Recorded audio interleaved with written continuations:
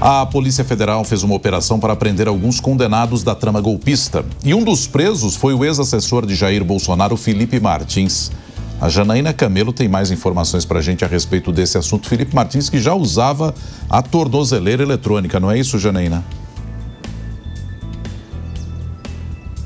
Isso mesmo, Nonato. Ele usava a tornozeleira eletrônica desde agosto do ano passado, depois que ele foi solto, porque ele chegou a ficar 6 meses preso preventivamente. E aí, na condição de ser solto, ele passou a ser monitorado eletronicamente ali com a tornozeleira, né? Então, ele tinha também algumas outras medidas cautelares, como proibido de usar redes sociais, precisava sempre se recolher em domicílio todas as noites e estava usando a tornozeleira eletrônica. Felipe Martins, ele foi condenado na trama golpista a mais de 21 anos de prisão. Ele é do Núcleo 2, foi o núcleo ali responsável, segundo ali a acusação, de gerenciar as ações golpistas, né? E no caso de Felipe Martins, a acusação específica contra ele era com relação à minuta de golpe, uma das minutas de golpe que ele teria dado embasamento, fundamentos jurídicos para a elaboração dessa minuta de golpe que teria sido apresentada pelo ex-presidente da República, a comandante das Forças Armadas, no Palácio da Alvorada,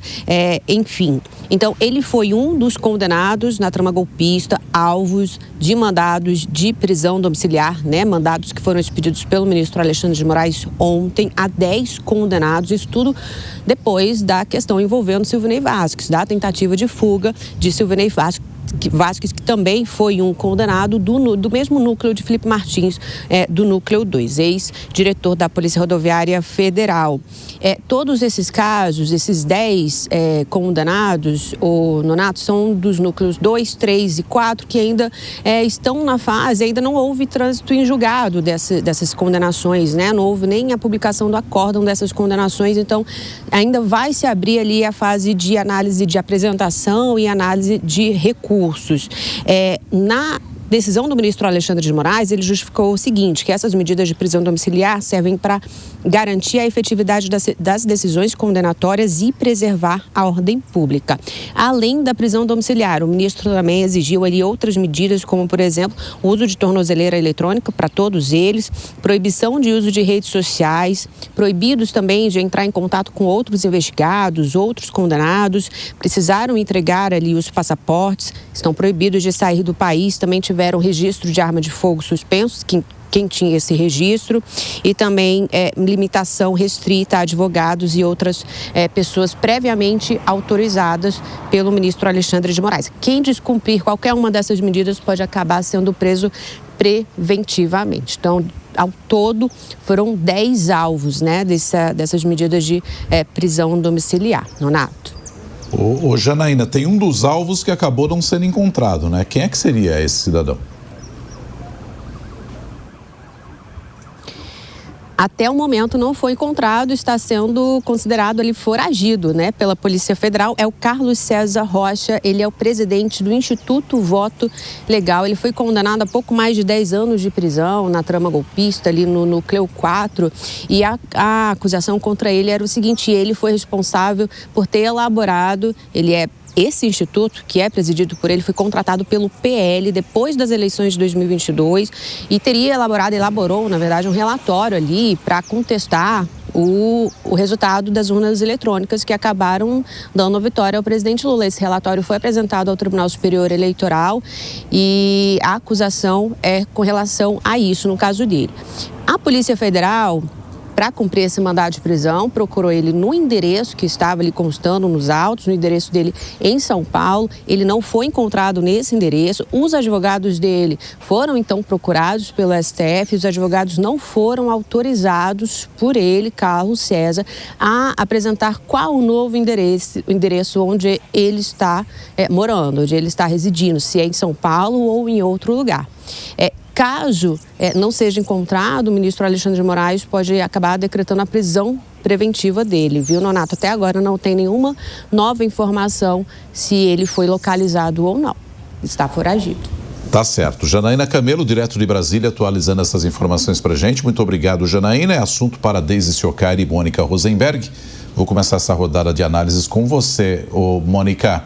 Qual é a tua impressão, a decisão mais correta, ou seja, essa operação para a prisão domiciliar dessas pessoas?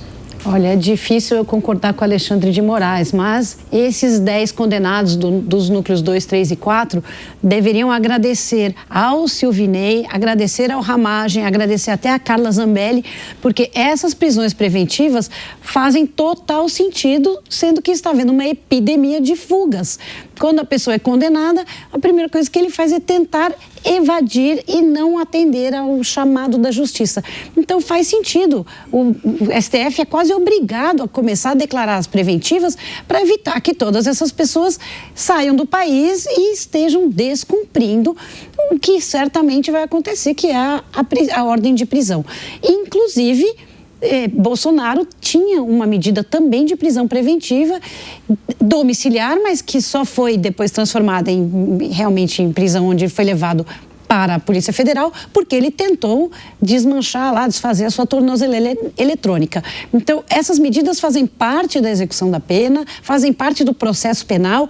A preventiva vem exatamente para ter certeza que depois a pena será cumprida, e hoje existem motivos para acreditar que essas pessoas vão tentar não cumprir as suas penas. Infelizmente, talvez nenhum deles estava pensando em fugir, mas como houve mais de um caso, faz todo sentido pedir que eles estejam em preventiva, e até a domiciliar é uma forma branda de prisão preventiva. Deise, você acredita que é uma forma branda aí, essa prisão preventiva? Ela foi aí uma implicação aí desses foragidos, né? A gente está com 2 pessoas foragidas, um que estava tentando fugir, que acabou sendo capturado, e agora o Supremo Tribunal Federal determina aí que outras pessoas tenham essa prisão, pelo menos domiciliar, nesse momento. Eu concordo com a Mônica. O que vem acontecendo aqui é que o STF, agora em relação ao caso do Felipe Martins, o que ele faz é evitar que novos personagens promovam esse descumprimento da lei, né? Claro que isso acaba criando um tensionamento, porque a tese da individualização da conduta, ela acaba indo por água abaixo. E é justamente isso que a defesa do Felipe Martins tem alegado, né? Que ele tem sofrido as consequências por causa do comportamento de terceiros. Mas, fato é, o STF, a partir de agora, ele evita a consequência, a sucessão de descumprimento em massa, só que ele acaba operando num terreno extremamente sensível da democracia, né? Que é justamente essa responsabilização de personagens políticos que com certeza vão ter um mote ali durante esse ano eleitoral, durante as eleições de 2026, eles vão servir de narrativa, principalmente para a direita, mas eu concordo com a Mônica, com o que ela falou aqui. Diante de todos esses descumprimentos, é necessário sim que se aplique a lei igual para todos.